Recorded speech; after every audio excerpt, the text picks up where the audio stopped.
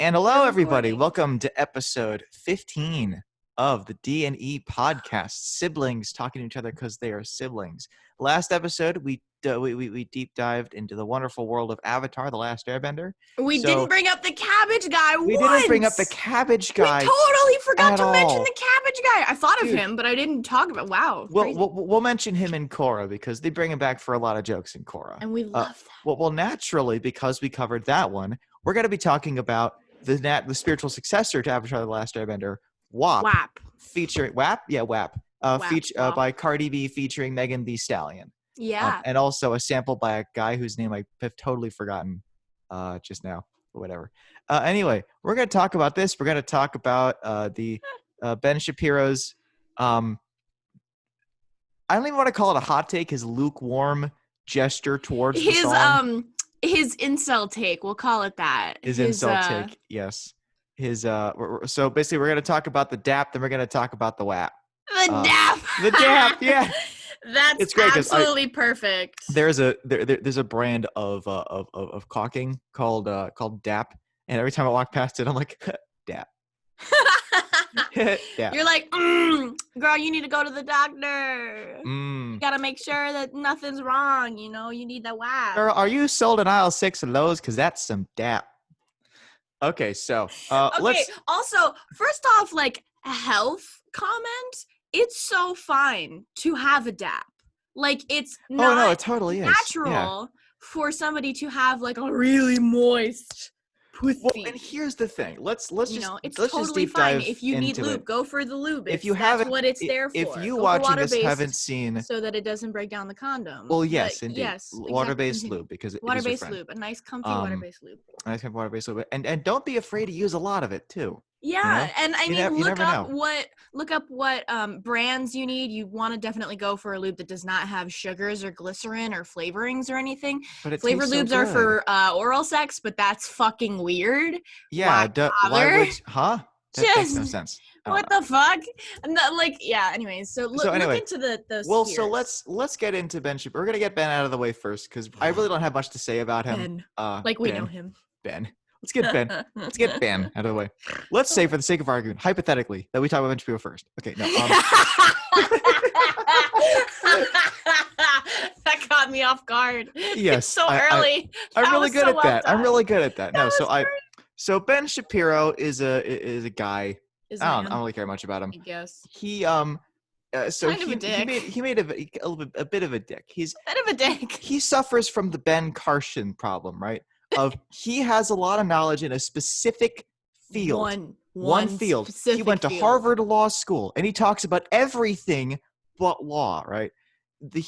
Also, he's really good in debate, which is why he's not good in debate. He's good at being obnoxious and loud and annoying in debate. He's good at misconstruing you and trying to humiliate you, but he isn't good at defending his position. True. A thing that I find he does, because I had to watch the Act.tv systemic racism video that went viral back when Black Lives Matter started up again in the summer. I had to watch that for my graduate school program. And so out of curiosity, I watched his 17-minute takedown of this 3-minute video. Takedown. Really, all he was doing was arguing parallel points to the video. He didn't actually debunk anything. In fact, there's one point where he actually implicitly says that the video was right, specifically on job discrimination, like black-white name hiring bias. He didn't want to admit that was a thing for black people. He did, however, say that was a thing for Jewish people. Because he's one of these people who, and this is a very important thing to consider when discussing Ben Shapiro. Yep. I don't think he identifies primarily, if he was to identify his race, his ethnic identity, he would say that he's Jewish, right? Which that's very similar to me in a way, because you and I are like siblings, both have the same parents, but you look Cuban and I feel Cuban, but I don't look Cuban, right? Yeah, so I've always identified quite white. You and Carrie are really white, yes. And I am at least a little bit tan. I have slightly more olive tone in my skin. Yeah, and you if got I a go little bit outside, of olive. I will not burn. I will tan. You will burn, and that is. I will burn. I will turn red, and then I can jot down in my next job application that my race is lobster. No, rock lobster, because you like rock and you're a lobster. That Oh my God, I sounds can identify. I should sit out in the sun for a long time with like a bunch of sunscreen on my nose, and then I can work as a lifeguard. Oh my There you God, go. I Perfect. could, Oh my yeah. gosh. Oh my gosh. Oh my God, yeah. No, so in this video, he does the one thing that I really wish conservative pundits would stop doing. He tries to be funny, Yeah. and it's like It not. is really funny though. It's here's For my all thing. the wrong reasons. He's not It is trying to be funny in certain areas, and that's honestly what's though, like, funny. but my thing is like, so he starts off. The whole point of the video is he doesn't like the song, and he wants to be able to say, "I don't like this song" in a way that isn't misogynistic or racist. Here's how you do that, Emma. WAP, I don't like it. Right? That's all you do. That's all you do, right? Move the fuck But on. instead, he's got to make a 10-minute long video talking about how he hates it and it's not empowering to women and it's disrespectful to women and all this stuff. And I'm just like, And he even says at one point, if this is what feminism was fighting for. yeah, Susan B. It's Anthony, for, this is it's what for feminism was wet fighting ass for. B word. Wet It's ass like B word. kind of, Wet ass yeah. B word. We kind of want the Actually, right to have like equal attention, equal care, equal relationships. Well, and that's the thing I don't think he with, realizes. like sexual contexts, man. Well, yeah, Nobody gave a shit about our pleasure for a fucking sexual long equality. time. Oh, there's a funny Asshole. story. So the thing is like back in the day, women would suffer from quote hysteria. Which is just, hysteria. Yeah. Like driven insane by their fucking lives because they were so. Well, the thing is, some of that was just pent up horniness, right? Of course. So what happened was people made a fucking vibrator. Yeah, they made vibrators, and people were like, "Wow, this is great." The percussor. They made percussors, yes. It was called the percussor. It was this huge handheld Anytime device, I'm listening to like just like a vibrated moody on the tip, and you'd use it for women. They talk about it in Big Mouth and in Miss Fisher's Murder Mysteries. It's great. I should watch that one too. Unless that's a book, in which case I'm an idiot. No. What, Big Mouth? So Miss Fisher's Murder Mysteries. It's a TV show. It was on Netflix, and I don't know why they took it off. I don't know either. I don't freaking know. It was like Miss Marple, but if Miss Marple were like a 30-year-old thought with a bob in the 20s. Well, I mean, in all fairness, she probably was in the 20s. You know, you never know. She might have been. Yeah. Like we mean to speak no ill of the glorious Miss Marple. No, we fucking love Miss Marple, but we know that she had some fun. Well, this is the problem with trying to talk about Ben Shapiro. Like, just how he can't focus on an argument. I can't focus on him. There's nothing to say there. It's like if you listen to him, if you are someone who really thinks critically and really has studied argumentation and also has a deeper knowledge, flaws in all of his arguments. You're he's not saying anything. So the biggest problem is, I think that the problem is that when he hears these arguments talking about, like there was one article that he brought up in particular. Well, there was two. One was Cardi B and Megan Thee Stallion. He just showed the headlines at the beginning of the video, right? Mm-hmm. And it was Cardi B and Megan Thee Stallion dropped Juicy new single, and I'm like, that's clearly just a promo piece, Ben. Like they're not. I don't even know if they said anything about the thing. He didn't read the article, so they could have hated it. But like obviously it was a play on words because Juicy and then WAP, right? But also they're just saying, hey, this happened. Yeah, that's all it is. But there's another one saying Cardi B slaps back against misogynistic criticism of WAP, and he goes, see, like all criticism of WAP is misogynistic, and I'm like, no. That's a specific. That's so clearly talking about a specific instance of misogyny. But I think here's the problem, right? I get the feeling that part of Ben's, I keep calling him Ben. Holy shit! I like that. You know, it's like, you know what? If we're gonna call each other names, we might as well call each other by their first names too. Yes. Because we're putting this on the internet. We hold ourselves to the honesty. Like Ben Shapiro, if I were talking to you in a real conversation, I would probably not call you an asshole to your face. Yes. But I might imply it. I might actually say it. You know, it depends on what you say to me in the conversation. Emma, sorry. I'm a huge fan of civil discourse, so you shouldn't call me that, right? Now I can say that you're disgusting and probably a sexual predator because you're LGBT, but you can't call me an asshole. So no. Anyway, no. So the thing about Ben is I think when he hears stuff like that, part of him does sort of realize that some of the reason why he doesn't like this is because of this like misogynistic fear of but he doesn't want to admit sexuality. that, and he doesn't know how. Here's the problem. I'm not sure he even realizes it, because the thing about implicit bias is that it's subconscious. You can't just sit there and go, oh, I feel this way about these people. It's expressed more in like aversions or in preferences. Can you tell I just learned about this? And so Des is in grad school now. I'm in grad school. Yeah, I'm studying social sciences. It's great. Yeah. But the thing is too is like, well, and part of that is when you realize you are a hop, skip, and a jump away from confirming a stereotype, mainly the racist, sexist, white dude, right? Conservative white dude. That invokes what is called a stereotype threat, right? Black people might experience this when they worry that they're being perceived as threatening, which is, let's be honest, all the time.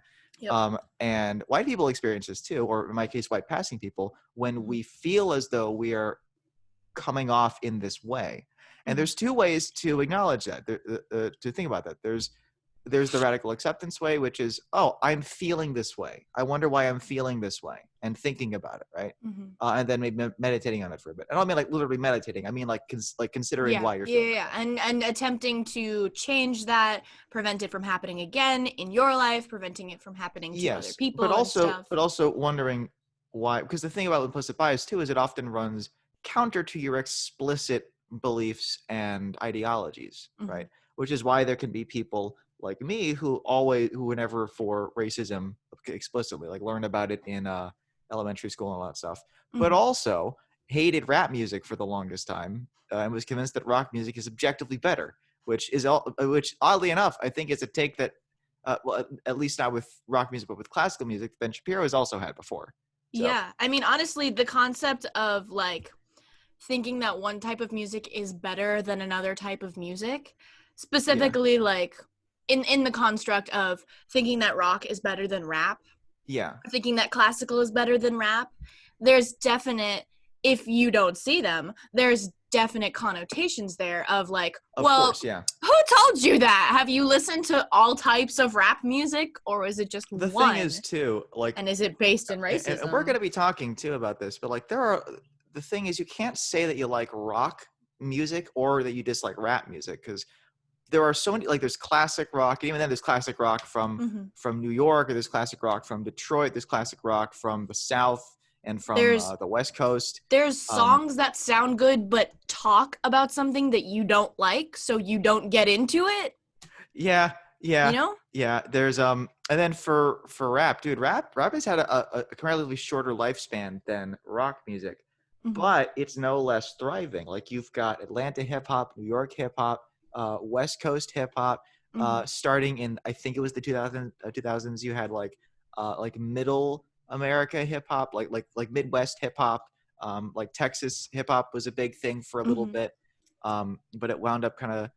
I know that like because that's where like the Chopped and Screwed style comes from. I don't know where Megan Thee Stallion is from, but like I do get a bit of that like Texan like Southwestern vibe to her stuff, but So my thing with Ben Shapiro too is like, and then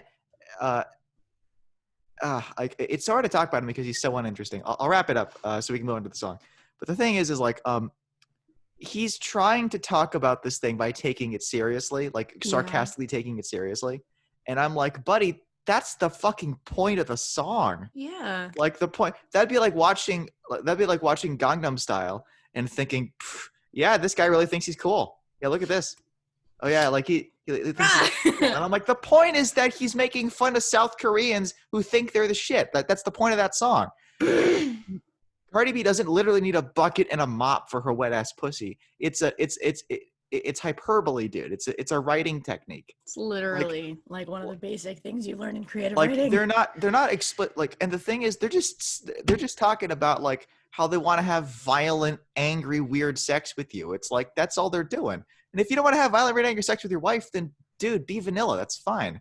And then he tries things to say.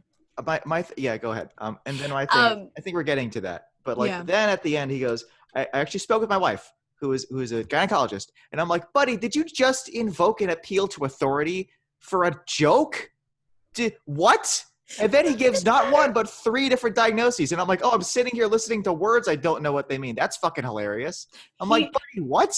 He exposed himself and his wife. He exposed their relationship. Which is gross. No, I'm kidding. First of all, we weren't asking Ben about y'all's sex life. We weren't asking. You were the one who opened the door. Why would you do that? You're already open to such like debilitating that's comebacks. And now you have openly admitted that you do not make your wife wet and that she thinks that being wet is a disease or a problem. And what he was saying was an extensive amount of moisture. Saying, like, if you really do need a bucket or a mop, here's a real problem that people can have. However, Ben, this is how it was construed by the world, that you don't make your wife wet. And you just should not have said that, because now whatever you're going to say, people are going to be like, oh, well, you've never pleased your wife. Ha ha. Like, doesn't matter. Doesn't matter what you say now. You have kind of opened up that criticism, and it's like, you didn't need to do that. So also, here's the thing. Wait. Okay, no, keep going. Then I'll give there was a video essay that I saw about there was like a clip that I saw of these 2 people talking about it. And I was looking for actual discourse. Okay. And they spent the whole video talking about how sexually repressed Ben Shapiro is. And I'm like, that's not what we're talking about here. Yeah. Like, people are allowed, first of all, let's just hype up asexuality here. People are allowed to not want to have sex. People are allowed to not enjoy sex. People are allowed to look at sex and be like, I don't get this. People are allowed to look at WAP and say, this is a good song. However, the subject matter does not interest me. It kind of repulses me because I do not like sex. And therefore, I don't really like hearing the song or watching the video. That's cool. That's fine. And maybe... Yeah, that is cool, yeah. And Shapiro, maybe he's asexual and he doesn't know. Maybe he is asexual and he does know and he doesn't want to say it. Maybe he doesn't think that he's asexual, but he might be. Maybe, look, there's tons of things. I'm not trying to call you out, man. But, like, especially on this. Because that's, and also, you know, I need to say, if Ben is watching this, like, we would never, like, hi, Ben. We would never throw a sexual orientation at someone as an insult. Exactly. Right? So, like, whenever we say that, we're not trying to be like, oh, screw this asexual weirdo. Exactly. Fucking love asexual people in this house. Also, fucking love asexual weirdos. So, there we go. Right? Asexual weirdos are some of the best people ever. Anyway, no. So, well, here's my take on that. My take on that is, I think it's a little different, but it's sort of the same, right? Mm-hmm. I don't necessarily think that like, I feel like there's a lot of reading into it that gets you to the conclusion that he's saying that because he revealed that his wife never gets wet and thinks that is a disorder. Mm-hmm. I do explicitly think what he means is, like, if it's literally dropping out of you. Yeah, if you are that wet. And let's be clear, if you are that wet and it's excessive like that, then yeah, you should probably go see a gynecologist. Yeah. But the thing is like, it revealed how, like, I felt so uncomfortable watching that because I realized the thing about Ben Shapiro that just makes me feel so weird. He's so insecure. Yeah. Like, it really he's got so much financial success and he still feels so insecure. And at some point, it just kind of felt like watching me when I was 15 rant about how much I didn't like Soulja Boy, who now I have no problem with Soulja Boy. Like, and also you understand that Soulja Boy has no fucking impact on your life. Yeah, and if you didn't think about it, it wouldn't bother you. But there's literally no game to talking about this. So I mentioned earlier, he talked about how, like, I didn't explicitly say it, but he talked about how he views, like, he doesn't think of rap as music because it doesn't have melody and harmony. It does. First off, how dare you? First off, you got what I need. Oh, I thought you were going to say, you. Well, I mean, yeah, that's melody and harmony, right? And so I'm like, yeah, exactly. But even then, like, dude, a guy playing, have you ever heard of the Doumbek? It's a Middle Eastern hand drum. Awesome. Look it up online. There's some, it's one of those instruments where everyone who plays it is amazing at it. Oh yeah. Like, it's so, checks out. That's music, man. Like, yeah. But the thing is, he makes an appeal to authority, right? He goes, well, my music theorist father who went to music school would say, and I'm like, you can have an opinion here, Ben. like you could be wrong, but you could still have an opinion. Like just fucking say it. And then in this one, he makes an appeal to authority to his wife, who is a gynecologist. And I'm like, Ben, if you don't like the song and you think it's gross, just say it. Yeah. Dude, if I don't like it, if I don't like your take, you know what I'm going to do? I'm not going to watch it. I'm not going to engage with it, right? Yeah. Like, just, dude, like, oh my God. It's like, buddy, are you okay? Just decide your argument. Decide your argument. If you don't want to make a video about this, then don't. If you're struggling for content, just don't make a video. Why the fuck do you think I don't tweet ever? I don't want to talk. I don't want to be on Twitter. I don't want to, the thing is, if everyone talks, then no one's listening. Yeah. You know what I mean? And that's the less that's the you thing. say, which better. Actually might be part of the reason why Ben, why that funny, which oddly enough might be the reason why Ben, why his video wasn't funny. He kept talking the whole time. Ben, you are a conservative talk show pundit. You know how you make that video funny? You just react to it. Yeah. Like, just react to it. Just show us your facial expressions. I know just what you're saying. Just saying. I don't need no reason. Explaining. Don't tell me because it hurts. Okay. We're going to stop explaining, though. We're going to get to the banger itself. Yes. WAP, the one featuring your girl, Cardi Megan B. Thee Stallion. And your other girl, Megan Thee Stallion. Two rappers who kind of exploded recently, thankfully.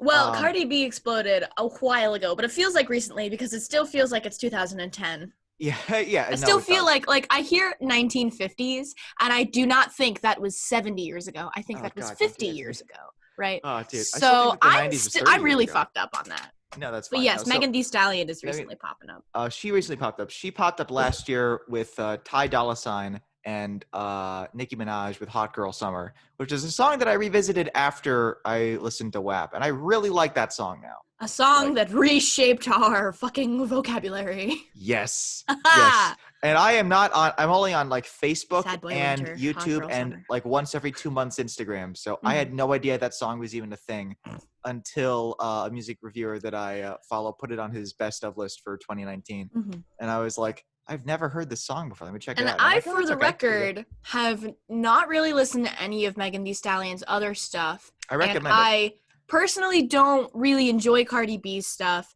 but it's not that I don't like Cardi B.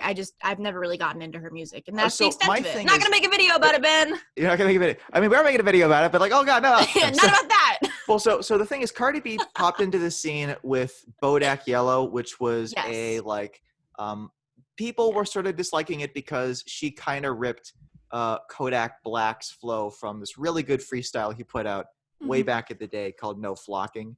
Which I recommend. It's a really, really good instrumental, and he has a really good flow on it. And I still can't remember much of the lyrics from it, but I remember enjoying like the sounds of the words, right? Yeah. If it makes any sense. I have a bad memory associated with Cardi B's version because at homecoming. The one homecoming I ever went to, because my boyfriend at the time didn't have homecoming or prom at his school. And I was like, well, then come to mine so you can get that high school experience. Otherwise, I probably wouldn't have gone. It was like this really crowded room. And my friends and I, in our little group, we made it our job to go through the nucleus on the dance floor and come out the other side intact. Like, we didn't even enjoy dancing because it was just a hot, sweaty mass of people grinding and kind of fingering each other. It was nasty. Right? So it's all these nasty white kids because predominantly or like, you know, various popular people of other ethnicities and races. But like most people do not go to homecoming. They wait for prom or get invited to prom in a different year because homecoming is stupid. It's like a really long fucking drive. It's a weird time of night. It's an excuse to get dressed up and eat nice chicken fingers, but it's like, what is the point? Here's the thing. But brief tangent. I used to think that there wasn't much difference between chicken fingers. There's a fucking difference. There is such thing as really nice chicken fingers. Yeah. Popeyes makes amazing chicken fingers. Popeyes' chicken fingers are so good. Oh god, dude. They're so good. Oh shit. The batter. Dude. Dude. But yeah, no, so like, you know, we're at homecoming, we're in this weird like hall, and they put on the song and everybody goes like, you know, they're screaming because they love it, and it's really overplayed, and that's one of the reasons why I don't like it also. That's because fair. I just keep hearing the first like I don't know, 10, 20 words over and over again in various lines. So little bitch couldn't fuck with me if you wanted to. These expensive. These is red bottoms. These is bloody shoes. Sorry. Those are the only lyrics I know.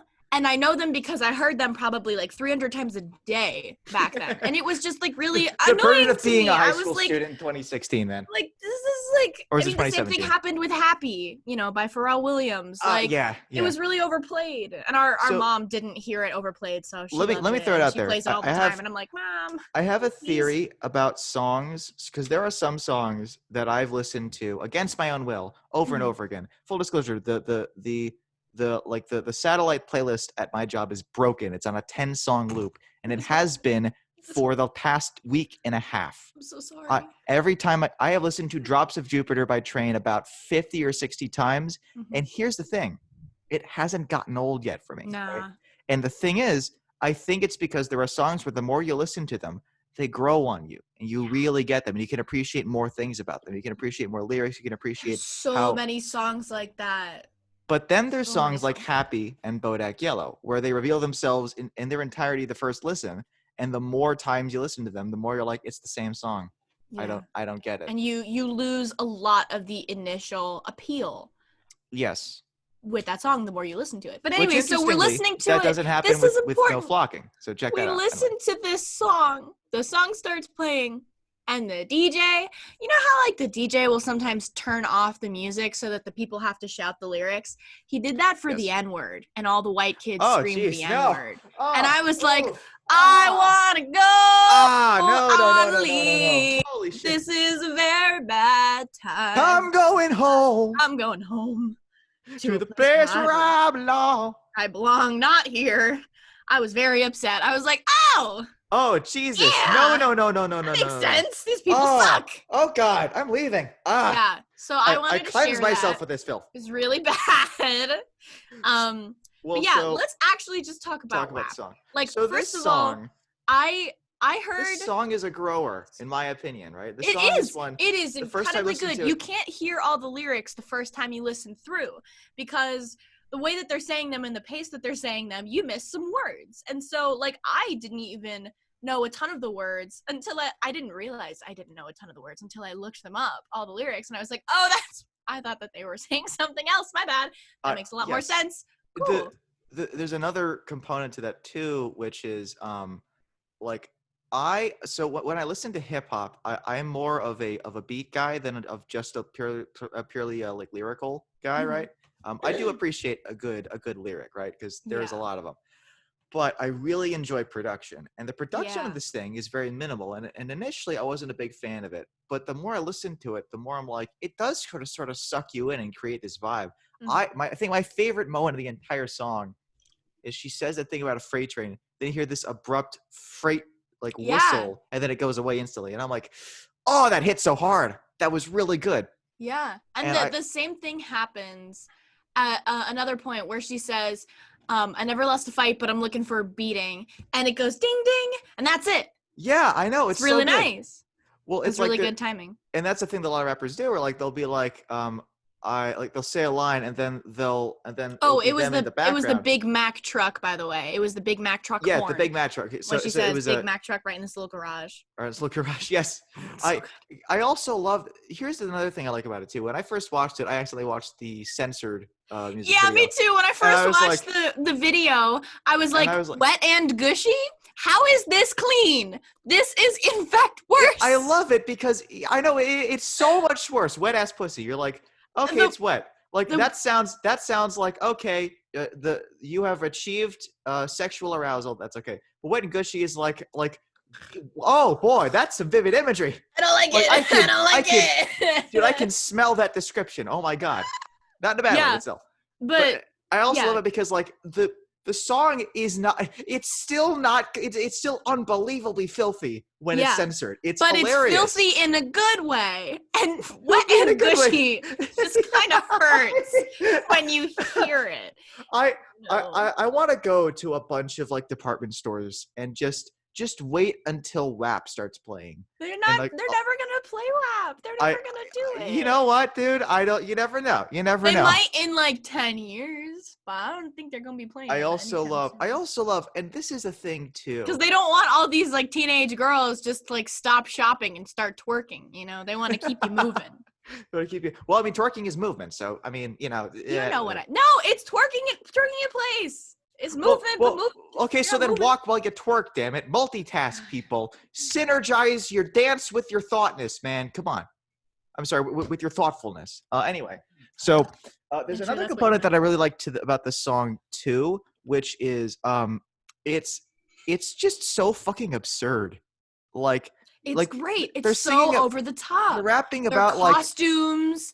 The words that they say, the situations, like with the tigers, though I do have to say, after watching Tiger King, I'm kind of concerned. Yeah, me too. I'm deeply concerned about that tiger. Their lives, where they went, where they're going. Oh, yeah, I know. Also, can I say too, maybe I'm just blessedly ignorant, but the first time, whoever it was, Kendall Jenner, was it, who showed up? Was it Kendall or Kylie? Kylie. I remember stopping going, who is this? I had no idea who that was. That's fair. And I was like, what? And then I looked it up and I was like, oh, okay, wait. There was a lot of pushback because it seemed to imply that Kylie Jenner was black because it was a song about black women.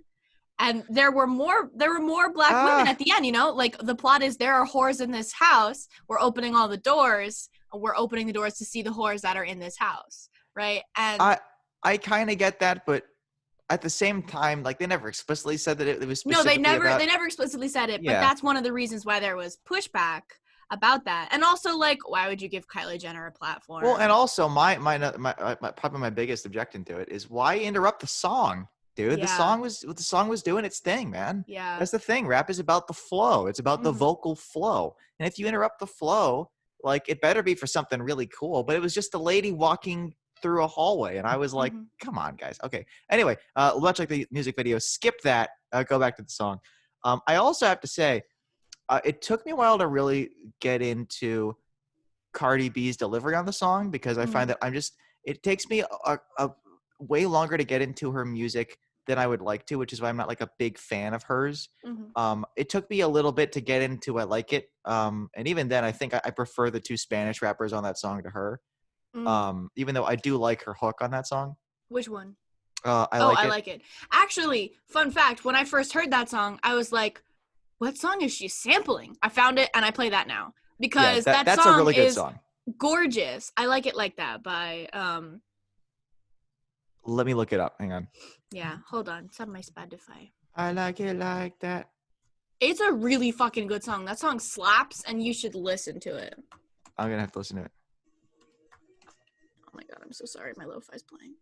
Hang on. What was that sample? Pete Rodriguez. That's the one. Pete Rodriguez. Yes. By Pete Rodriguez. I really want to learn the piano in the beginning. Do do do do do do do do do. Wait, doesn't Carrie have a keyboard now? We could probably have him like learn that for us. Then we'll sing it. I don't know. Carrie stole my keyboard. He did. That thief, that stealer. I bought that keyboard from my friend, and then my mom was like, our mom was like, Emma has a keyboard, and then he took it from me, and I was like, brah. Well, he still has. I know you need it for school, but I paid for that. I want it, damn it! Give it back or pay me for it. Anyway, no. So, but I really enjoyed like how like smoky and kind of sultry it was, while at the same time being very aggressive. Yeah, like, that's such a difficult thing to pull off, and I think I think it's less aggressive and more assertive. Assertive, yes, assertive. Assertive is the word. You know, they know what they want. They're asking for it.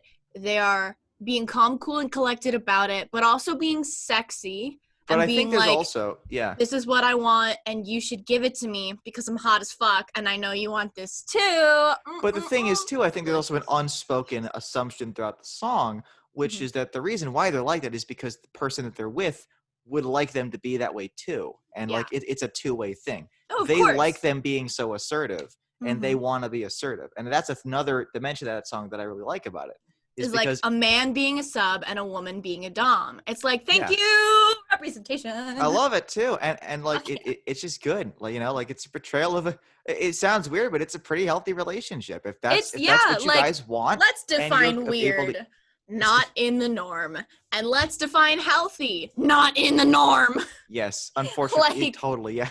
Like let's like if you are listening to the song and you're like, this is demented. Just read a fucking book about BDSM and move the fuck on with your life and see how fucking vanilla this song is in comparison. Well, not to mention, like, it's not fully her being, you know what I mean? It's not fully them being doms and him being a sub. Like, they want you to do like violent shit to them because that's what they're into. And I'm like, well, I appreciate it depends that. how you define violent. You know, there's this moment where that is true. Cardi B says, "Spit in my mouth and lick in my eyes." Like, there is a reciprocity. There is a construct of let's play with domination. Let's play with power. You know, let's be mega slutty, but like sweet though. You know, the whole point of BDSM is that you're supposed to have a trusted relationship with the person that you are engaging in this sexual act with. You are not supposed to be having a violent exchange with this person without having a conversation before in which you specify safe words, consent, things that you want and things that you don't want. And also checking on throughout them, right? Checking in on throughout and aftercare, which can be defined as cuddling, spooning, having like cleanup cuddles or whatever you want to call it. A situation in which maybe you don't want to ruin the fantasy, so the dom leaves, but they check in on you later and make sure that you're okay. Like pre-arranged situations in which you have. Oh my god! Exactly. So there's a YouTuber. Important. There's a YouTuber. His channel name is Folding Ideas. His name is Dan Olson. Who did a 3-part series called A Lukewarm Defense of 50 Shades of Grey. And he shows a clip in the second one, which is about 50 Shades Darker, which was like a massive yikes moment to me. It's Christian goes to Anna, and Anna's like, what, so now you want a vanilla relationship? What is that? And he goes, we only do things you're comfortable with. And I'm like, buddy, hold on. Whoa. No. That's not vanilla. That's normal. That's what you want. That's what you... That's called consent. What the fuck? Oh my god. Man. Yeah, no, 50 Shades of Grey is not the measure of BDSM. 50 Shades of Grey is very much not at all what BDSM Shades of Grey is the fantasy of a repressed English housewife. Exactly. No, and there's a lot of those books. It's just for some reason 50 Shades of Grey really caught the modern attention because it's a modern telling, you know, it's got emails. Oh, you know, and it's like smartphones. More like smut phones. Horse. Oh my god, that reminds me, my voice. Can we also talk about fucking Gilbert Godfrey reading WAP and how wholesome and beautiful that was? Godfrey? Gilbert, okay, friggin' Iago from Aladdin. Oh my god, dude, look it up. I want to watch you watch this video. Yeah. No, it's so funny. Just imagine like an old Jewish band screaming out the lyrics of WAP impassioned. It's so good. Oh my god. What's his name? Guilford Godfrey, I think. Is it Guilford or Gilbert? Gilbert Godfrey. Gilbert Godfrey. Oh my god. Okay, you know what? I see the thumbnail. That's all I need. That's all I need. I have things to say about the aesthetics. Tell me some things about the aesthetic of the video. Okay. About the fountain of them shooting water out of their tits in the first 3 seconds in case you weren't sure of their nipples. Of their nipples. Amazing. It's very important.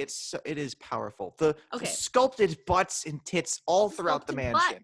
Okay, I have things to say.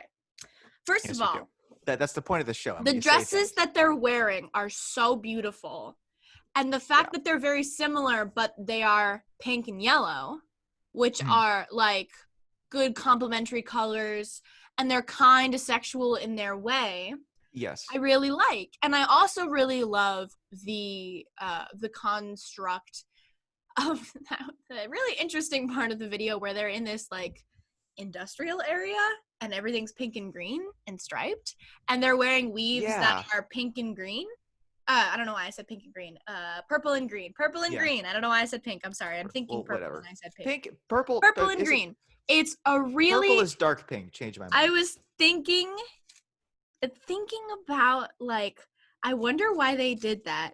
And you know what? I don't have a reason. But you know what? I really don't care. It's a nice color palette. I really like it. There's an opportunity for backup dancers, as is that part in the end with the pool. The pool is obviously sexy in every way. Like, there's no doubt what they're wearing, the little shallow water area, the knee pads. The fact that they're wearing black, which is itself a very erotic color. Exactly. It is also objectively the best color, said the guy wearing a black shirt with black headphones and a black microphone. And Emma's wearing that's more of like a Rottweiler shirt. Bleach dyed. Brown. Oh, bleach dyed. Okay, I like it. It was black, but I bleached it. It's a Rottweiler shirt. It's a Rottweiler shirt. I love it. That's really clever. We like Rottweilers on the show. Just for Rottweilers. Oh my God.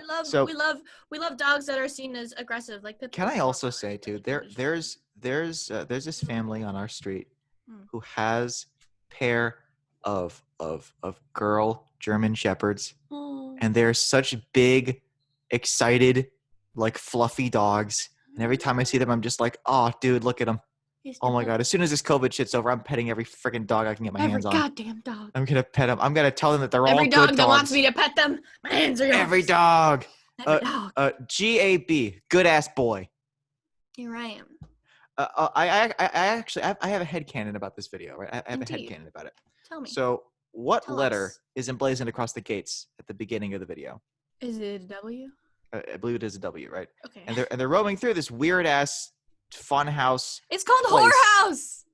No. Here's what. I believe this takes place in a hidden wing of Willy Wonka's chocolate factory. Ah! Hear me out though, because you got the industrial machinery with weird colors. Maybe he was like, I need a bunch of thoughts to help me with this chocolate, right? I need this thing, right? So important. And then Megan Thee Stallion and Cardi B are like, I'll tell you what, we'll be your supervisors. Just give us cool outfits and let us record in your thing, and we'll be cool. And Willie, I'm sorry, Charlie, because Charlie is the leader of the thing now. Charlie's like, yeah, sure. Charlie grew up and said, we need whores in this house. Oh my God, so the sample is Charlie. The sample is Charlie. Oh my God. Oh, dude, this is the best headcanon ever. Charlie's voice got very deep in puberty. We didn't know because we never met him then. There's actually a few. There's another really good headcanon for Willy Wonka, which is that Snowpiercer takes place in the same universe and that the train was designed, but also that the reason why they need kids to pilot the train is because they needed Oompa Loompas. But Oompa Loompas died out because they have because they're acclimated for warmth. Yeah, for warmth. Yeah, and there's actually a line that Wilford says where he goes, "This particular piece of machinery went extinct," and I'm like, "Oh, dude, it's totally Oompa Loompas! Holy shit!" But yeah, no, hear me out. Oh my God! It's Willy Wonka's chocolate factory. I'm here for the Willy Wonka discourse. Yes, the discourse. It's a chocolate factory. It's full of black women. Yeah, I love. Oh, dude, but beautiful symbolism. Cardi, Megan, gorgeous. I'm giving this to you for free. Take it, run with it. I'm sure you'll like it. I'm sure you'll like it. Okay, I have also things to say about. Oh. I wrote down the lyrics. Only some of them. You wrote down the lyrics. I was really tired, and I was like, I'm not doing homework in this next 30 minutes. I'm going to do them for the next 3 hours until 4 a.m., but I'm not going to do it in the next 30 minutes. I'm going to write down the lyrics of WAP. Okay. First of all, they talk about things that they like. They are bringing to the forefront of our national media. They're bringing our attention to BDSM as a whole. Yes. They're talking about how, first of all, quoting Megan Thee Stallion, you can't hurt my feelings, but I like pain. Meaning, there's a lot of deep symbolism. Tie me up there's like a lot I'm surprised. Yeah, there's a lot of deep connections that you can make with things like this. Like, for example, you can't hurt my feelings, but I like pain. Yeah. Could mean, don't belittle me, just hit me. Or, you can't hurt my feelings, you can't make me feel bad about what I want, but I do like pain, so you can make me feel bad about what I want, blah, blah, blah. You know what I mean? Well, because there's a bunch of different ways that you can look at this, because there's a lot of... Some people actually do get, like, that's part of the BDSM for them is being like demeaned and humiliated, but they like that in the context of a BDSM relationship. Exactly. Like, you know, people in the media who don't know anything about your relationship with this person, whatever they say doesn't matter, doesn't impact you at all. However, if your dom were to be like, you're disgusting, you'd be like, ooh. Or maybe that's not what you like. Maybe that's not what you like. You know, maybe you want to know that you're cared for, and you want to, maybe you're not into like, you know, the belittling construct, but maybe you're into like, you know, just physical pain, and that's awesome. Get it, you know? That is great. And if you are, then read The Walking Dead. It's full of physical pain. You'll be sad the whole time. No, stop. No, like there's a really important, like, we don't have sex education, and we really don't talk about sexuality in our society. To which I mean, you know, we do on social media, obviously, but not, you know, but we never talk. We talk about it in a sexual way, like only when we are seeking out satisfaction in that way, right? But we don't have frank discussions about it just being a fact of life, because there's a lot of people that don't want it to be a fact of life. You know what I mean? Like they want it gone. And the weird thing too, and I really don't get this, is like if they just chilled the heck out about it. And if they weren't so uptight about people expressing their sexuality, then everyone would probably feel a little bit better about it. Well, not just that, but like pregnancy rates would go down, abortion rates would go down. Oh, totally. Heck yeah. Like if we actually talked about sex, had good sex education, had like non-parental consent IUDs and birth control, then we would have a much better society. We would in America. But then again, there's a lot of things that we could have better in this.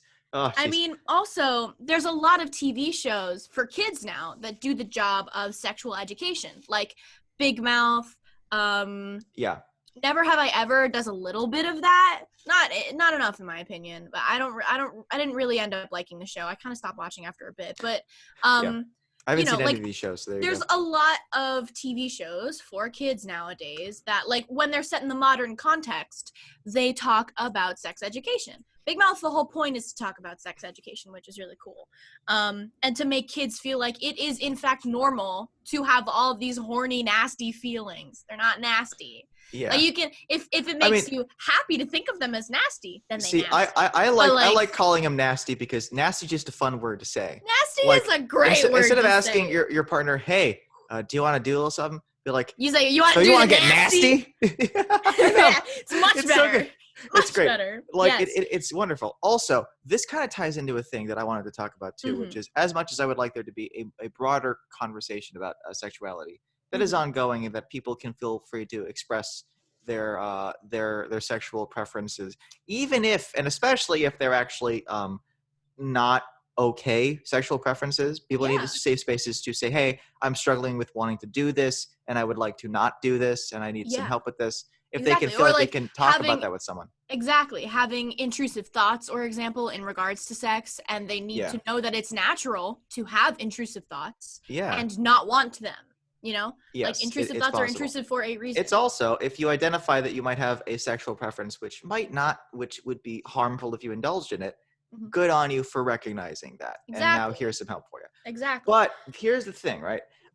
There is actually, I'll drop a song that you should listen to if you really want to. It's called Freak Like Me by Adina Howard. You'll like it because it's like an R&B song from like, it's a slutty R&B song from the early 90s.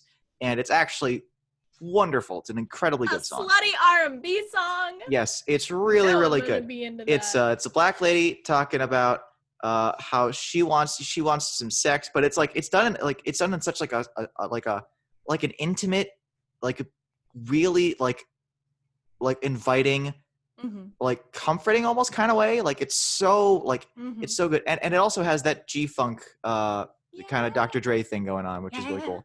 But the thing is every time a lady drops a song about like her body or her sexuality in any way, there's always a conversation about, oh, is this empowering women? Is this demeaning to women? And I'm just like, well, I'm over here in the camp of what women do. It's a song. You listen to it. If you like it, you like it. If you don't, you don't. And the thing is I love how like I think Cardi B said this, like, it's not my job to raise your child, when they're like, this is inappropriate for kids. And it's like, yeah, it is inappropriate for kids. It's like, I don't need to be a role model for your children. That's not my job in this society. That'd be like someone makes it like a really gory, violent horror movie, and then someone goes, this movie isn't for kids. Kids would be freaked out by this. And, well, the response to that is, yes, they would be. So don't fucking show it to them. That's the extent. Just don't go. Why do you move the fuck Talk to your children, please. Don't let your kids watch this music video if they're like 3 or 4 years old. Because I've known 3 or 4 year olds who knew how to twerk. It's gross. I don't like to see it. Ew. Don't no. It's ew. It's just fucking gross. And terrible. No, I have things to say about the specific. Like, I'm gonna pull it up on the Googles because I didn't get to finish writing. I will summon you from the depths of the internet. Indeed. Okay, so I'm just gonna scroll through really quick and pull out the various pull out game week. R.I.P. headphone users. Sorry about that. Yeah, sorry everybody. I try to burp like away from the microphone so that nobody gets like a whole fucking like explosion in there. I just had my intestines removed before we started the podcast, so I don't experience any bowel movement, so I have no gas inside of me. So there you go. What? No, I'm kidding. I'm kidding. Dude, of course I'm kidding. I thought this was like, did you get a colonoscopy? Like, I was like, did I just miss like a whole ass like chapter of your life?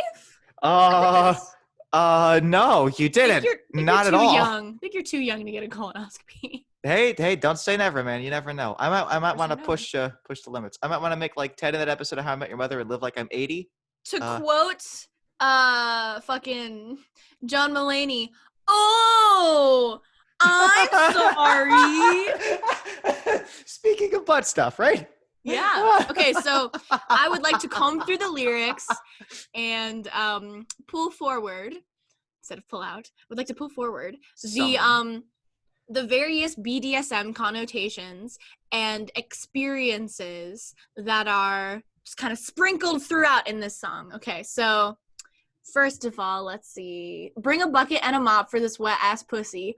First of all, there's dom play with like service work, like clean up after me type of, you know what I mean? Like domination of, if this house isn't fucking spotless by the time I get back, you don't even want to know what I'm going to do to you. You know, type of stuff like that. Bring a bucket and a mop. What are you going to do to me, huh? What are you going to do to me, huh? Yeah, huh? Oh, man. Let's see. The various connotations of put this pussy right in your face, like a demand. Yes. I do a Kegel while it's inside. Very important because it shows an understanding of sexual strength, sexual exercises, and like a desire to wish for a more powerful orgasm, a more powerful orgasm for the person who you are writing. Cardi B. You know, it's all like, you know, this is sex education a little bit, you know, spit in my mouth, look in my eyes. Yes. There's both, you know, spitting into one's mouth is also a very BDSM sort of situation. It is. It's a thing that I never really understood the appeal of. But you know, teach their own. You do you. Well, or you do your partner either way. Exactly. Tie me up like I'm surprised. Like there's a situation, there's a nuance of let's pretend we've never met each other. Let's pretend that you caught me by surprise. Let's like tie me up.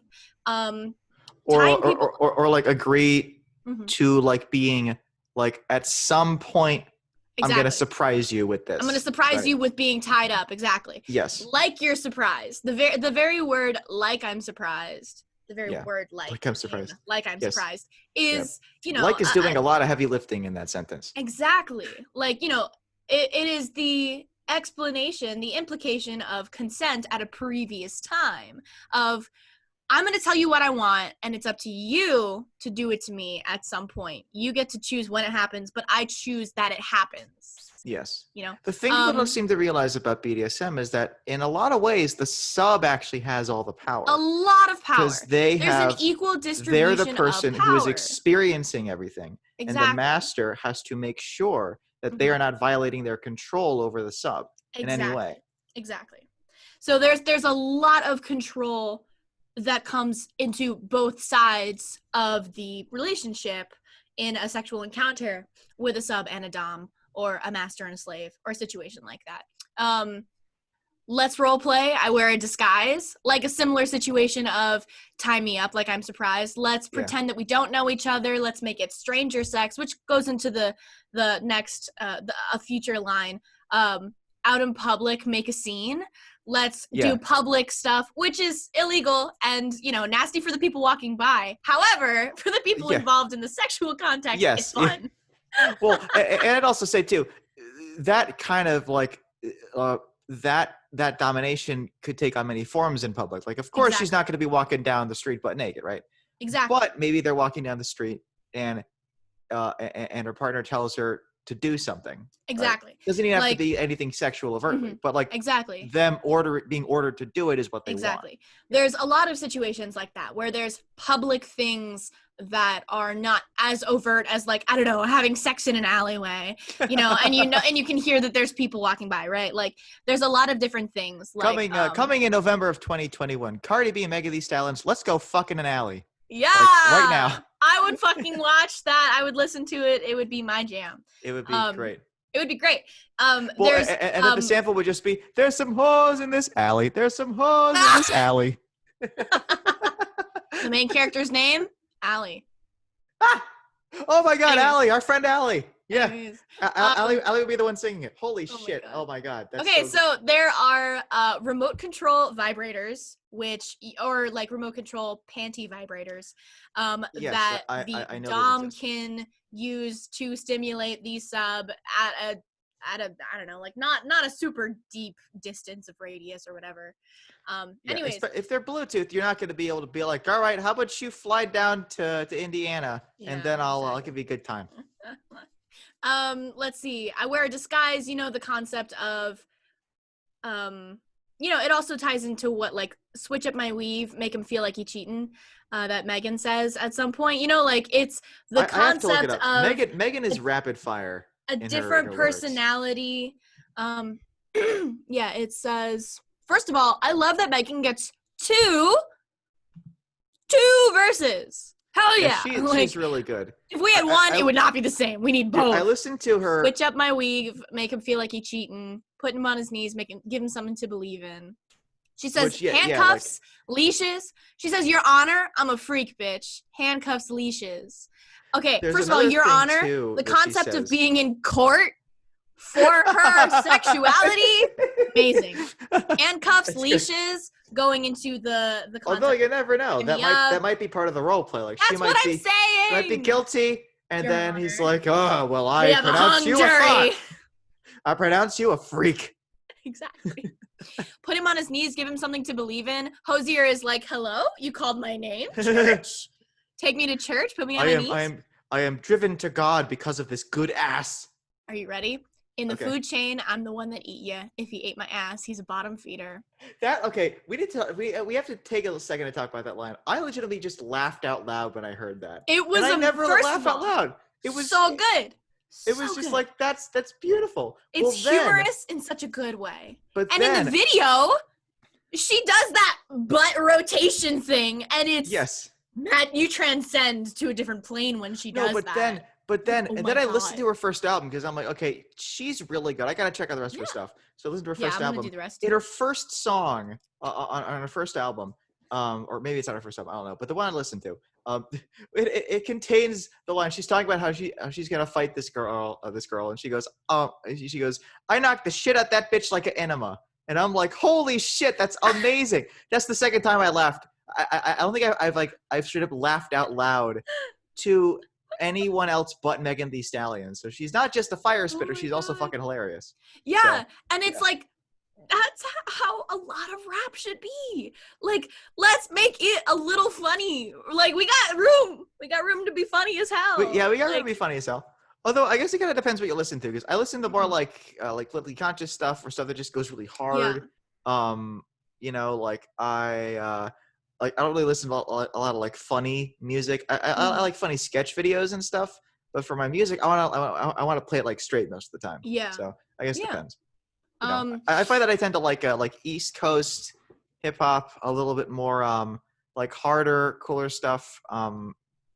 So like even the fact that I even like this video, this song is kind of surprising to me, because I'm not usually not a big fan of like the more minimalist pop rap songs. I like a bit more production, like a bit more wordplay. But it's feel very chill in terms of like the beat is the most of the song. There's not like a guitar riff. There's not like a super catchy like, you know, musical part. It's mostly the words, and the words are those instruments, and it's amazing. It's very interesting. You know, the low production amount, I guess. Minimalist production. The minimalist production. The quality is insane, but the minimalist production is like really nice. You know, it allows the words to shine. The thing too about this about the song is one thing that I appreciate is that like it honestly would have been, because I just told you about Freak Like Me by Dina Howard, which is a very lush orchestrated, beautiful, really wonderfully produced song with a really killer instrumental. But I feel like more would really have kind of ruined this song, because it's meant to be intimate, because it is ultimately about engaging in sex with a partner, right? Exactly. It's very good the way that it is. It doesn't need more. It doesn't need less. It's very, very well done. They did a great job. Yes. It's just beautiful. Really good song. Also, I do have to say that in that last bit where they where the scene shifts to the pool, which is just like a shallow area, you know, like it's only like half a foot deep, and it's, which, by the way, best kind of pool, 20 by 10. I love those. You know, they're nice. You get to sit in the water, and you can lie down on the ground. Like, oh, this is good shit, man. It's nice. It's really nice. You know, you don't have to worry about the effort. Make shallow pools a thing. By the way, shallow pools are a thing, but like for kids. Well, a thing for adults. Damn it. Hey, hot take. They'd be so much more environmentally friendly. You would be like literally like you would be reducing the amount of chlorine you need to use, the amount of water you need to extract by like orders of magnitude. Yeah, and if somebody pooped in the pool, you wouldn't have to drain the whole pool. I mean, you would drain the whole pool, obviously, but it wouldn't be the whole amount. You would have to drain as much of it. Yeah. Oh, God. This is the insightful commentary people come to this show for. And you can't pee in a pool like that. You literally can't. No, you can't, yeah. People force people to not pee in that pool. Oh, what are you doing? Yeah, you'd be able to literally see the pee. Like, bruh. Yeah. Anyways, when they get to the pool part, I really love, because first of all, it goes from the white tiger aesthetic of Megan Thee Stallion. First of all, her weave. The white tiger weave. Oh my God. Fucking, I can't even, it's beautiful. I need a minute. It's beautiful. The fucking hair. Oh my God. And you know, and it goes from, if you fuck me and ask whose is it when I ride the dick, I'm gonna spell my name. And she's in the position where her butt is out, you know, and then it goes to the pool. You know, that transition is very important to me, because when I was first watching this, and actually, you know, the dirty version, not the clean version. Yeah. When I was first watching the pool version, I wanna and I'm like, wait, what? Exactly. That shit was weird. Do you wanna? I'm sorry. What? It turns to like, there are more harmonies in the last, I don't know what to call it, verse, chorus, last hook? Chorus. Last hook, I would say. Last hook. There's more harmony. You know, there's more like backup dancers, and they are doing their own backup vocals, and it's just really powerful, especially with the visual of them in the pool, because they're splashing and there's the force of their movement. They're causing a direct impact on the water, and that's showing the power of what they're saying and what they're doing. Mm-hmm. And they're dancing really hard in the black outfit. They're all really, their hair is a perfect amount of wet, you know, like they're not like, there's wet hair plastered to my face. They have that look that a lot of girls have, which I actually like, which is like that like hair is still wet from the shower thing, but like with the gel and stuff. But the curls, with gel. The curls are defined. I think it's a good look. It's gorgeous, especially at this point point in the video, it's gorgeous because like, and like, you know, throughout, Megan and Cardi B are like feeling each other up and like being really gay, and I love that because you know what? It's good shit. I'm bi, and I like that representation. Woo! Yes, like none of this is inherently gendered. When they say he, that could mean a man, or you could change it to be a she, and it wouldn't literally have any impact. A lot of this stuff, you know, it says you. They could be talking to each other. They could be. You never know. They could be talking to each other and then have a man as a third. That's possible, yeah. It's open for interpretation. So many situations. Just, you know, dom and sub relationships don't have to be inherently gendered. They don't have to be inherently male, female, female, female, male, male. You know, like, you can have a ton of situations that exist with people of various genders. And that is so cool. We love that. I'll tell you what, man. I feel like some gender bending. You know, you can have gender like bending. The fifth bending style, gender bending. Exactly. You know, you can have your partner pretend to be a different gender or something if that's what makes you both happy. Like, woo! Like, go for it. Gender is a construct. Wear a suit. Wear a dress. Go for it. Anyways, also the macaroni in a pot fucking line. Here's my thing about all of us. And did us fucking psychic damage. Okay, here's the thing about that. And gain at the same time. I have an additional headcanon about this song. And I think we'll end the episode on this, right? Oh my God. I have an additional headcanon on this song, right? I genuinely think that this song might have been entirely inspired by that macaroni vine. By the vine! Because they say macaroni in a pot, and I'm like, no, that's the whole song. Holy shit. They could have just started from like, oh, that sounds like wet ass. Wait, that's a good hook. Hang on a second. Wet ass pussy. That's oh my God. Pussy sounds like. So with good. the fucking beating. Yeah. Yes. Oh, totally. Yeah. She's a you mommy. won't be a dead son of a bitch. I'll tell you that. I hope the fuck you do. I know about fuck you do. I hope the fuck you do. I really love that line. She says it with so much power. So much power. She's like a god when I'm not even kidding. She's like a god when she says that. She sounds. Fuck you do. There's a part in one of the two Elizabeth I fanfics movies that Britain made back in the 2000s, where like Spain threatens England. So Elizabeth, played by Cate Blanchett, who's also Galadriel, goes off on them. And I'm like, that's the kind of regal majesty I get from that person when she screams at you that I hope the fuck you do. I hope the fuck. Okay. I have also something else to say. Sure. He bought a phone just for pictures of this. Well, now get your boots and your coat for this wet ass pussy. He bought a phone just for pictures of this wet ass pussy. Pay my tuition just to kiss me on this wet ass pussy. Now make it rain if you want to see some wet ass pussy. First of all, amazing. Second of all, tying the construct of pussy to money, amazing, because we have to normalize and decriminalize sex work. And like, especially, I don't know if you saw the Get Your Booty to the Polls video.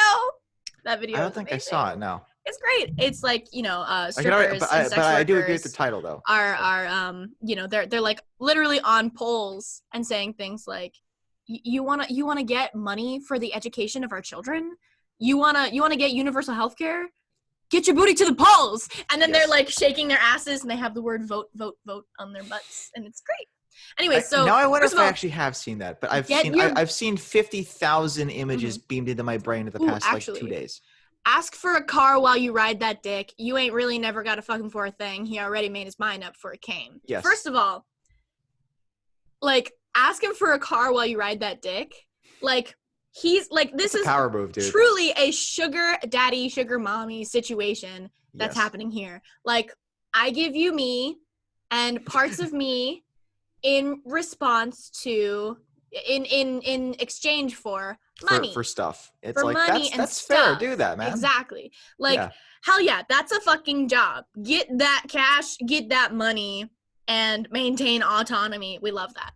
So first of all, we respect it very much. He already made his mind up before he came, establishing that she's got the power. She knows the power of her pussy. Yes. He's like, you know what? I'm going to ask for a car while I ride this dick. But I know that he'd give it to me anyways because, first of all, he already made his mind up before he came. Has two connotations. Before he came to the dick appointment or before he came as an orgasm. Who knows? It's all the same. He's going to give this bitch a car. Like, it doesn't matter, you know? Also, now get your boots and your coat. Like, let's go to dinner. Yeah. You know, like, buy me dinner and you get some pussy. Get your boots and your coat for this wet ass pussy. He bought a phone just for pictures. Does that mean he didn't have a phone before? And he had to get a phone just for pictures? Or does that mean that he had to get a separate phone? Because maybe he's got a wife. Maybe there are so many pictures. Maybe the pictures are so large in file. Okay, but dude, you don't need another phone. Get another SD card. Like, you can get like a 500 gigabyte. You can get a 1 terabyte SD card. That does not work for iPhones, guys. Okay, well then get it. You should get the Samsung Galaxy. Look. Pay my tuition just to kiss me on this wet ass pussy. Another sugar daddy relationship. Now make it rain if you want to see some wet ass pussy. Normalizing stripping. Hell yes. We love that. We need that. We love it. We need it. Also. Yes. I let him taste it. Now he's diabetic. That's so funny. Oh, it is funny. I love that line. I don't want to spit. I want to gulp. I want to gag. I want to choke. I want you to touch that little dangly thing that's swinging in the back of my throat. Which is so good. Which is then followed by the line, my head game is fire, Punani Dasani. Punani Dasani, yeah. Also, like, absolutely kills me. Kills me so Although, much. frankly, as a man who only drinks water, Dasani... Yeah, honestly, Dasani is not water. Okay. No, it is. That is the truth? It is unflavored Coca-Cola. That or it's the byproduct of yogurt. I heard what? It's what they skim off of the top of yogurt. Huh? Either way, it tastes horrible and it doesn't hydrate you. It's not water. Yeah. However, the rhyming of Punani Dasani is incredible. Peerless. Flawless. I don't even know how to respond. It's amazing. I ride on that thing like the cops is behind me. Gives a whole new definition, a whole new explanation, a whole new backdrop to riding dirty. Ah! I bet Chameleonaire listened to that and he was like, huh. He's like, I probably could have. Oh, side tangent. So you know what Chameleonaire is doing these days?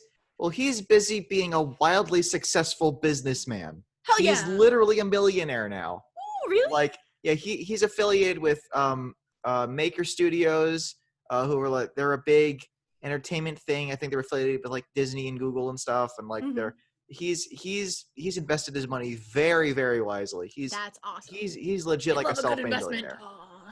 Yeah. They see me investing. It's paying off. I'm not rhyming anymore, but I don't have to. Got my retirement paid for, and now I'm gonna live very comfortably. Gotta get this investment cash. All right, I'll leave you with another song recommendation, and then we'll end the episode. You should check out "Good Morning," which he wrote as a diss to his haters, and it's just him wishing his haters good morning, haters. I know how hard it must be to be you guys, to see me being so successful. I would hate it if I was you guys. That must suck. And he samples "Free Fallin'" by Tom Petty in the chorus. So it's just him singing and like he's dancing in the video, and he's got like a different girl for every day of the month. And you're just like, and he's just like having a good time, and it's this beautiful chorus like "Good morning, hey haters," and it's like, this is so good. This is just, I love it. It's beautiful. Awesome. It's so good. All right. Anyway, thank you people for tuning into this. A really good song. It's a really good video. Not the clean video, the explicit video. The clean video is honestly really funny. It's like they couldn't do it. They couldn't fucking do it. I'm reminded of somebody. There was a guy, I forgot his name. He was in charge of censoring the Texas Chainsaw Massacre to make it less horrifying, and he found that he couldn't take anything out that would make it less scary because it's the vibe. You know what I mean? That's the song. You can't take anything out of it because the whole vibe is slutty, and we love it. Next episode, I feel like, are we going to do our next episode? I don't know. Let me see. I thought we were going to do my little book. We got the possibility of talking about Kendrick Lamar, Backyardigans, Love, Death, and Robots, V for Vendetta, Watchmen, JoJo's Great Adventure, Bizarre and Adventure. Korra. JoJo's Bizarre Adventure. I'm sorry, my bad. Well, given that I just finished Legend of Korra and have quite a few thoughts on it, I'm leaning towards Korra, and then maybe after that we do maybe after that we finally do Backyardigans, or maybe actually no, maybe after that we do V for Vendetta, because I haven't seen that in forever. So wait, you're gonna be watching the movie, and I'm gonna be talking about the graphic novel, right? I'm probably just gonna rewatch the movie and also read the graphic novel. All right, that's what I could do. Anywho, one of the few Alan Moore properties to not get properly annihilated by Warner Bros. Jesus. Anyway, people, thank you so much for tuning in. Good night, Ben. If anybody watched this, I hope that you enjoyed it. I hope you enjoyed our discussion. Ben Shapiro, keep my name out of your mouth. Heard you were talking about me like a year ago. Did not appreciate that. A year? I gotta look that up. Not thrilled. Which is one of the reasons why I was more than fine talking about you, man. Anywho. All right. Anyway, so we're gonna have a wonderful day, people. Megan Thee Stallion, you're amazing, and I really love you. Yes, Megan Thee Stallion, please keep making amazing music. You're so good at it. Thank you for everything existing. Good in the world, and we love you. Yes, and Cardi B, thank you for helping with this song. Yes, Cardi B. Thank you. This was a great video. This is a great song. Okay, and now is the point where Kendall Jenner just walks across the screen for no reason. All right, goodbye, everybody.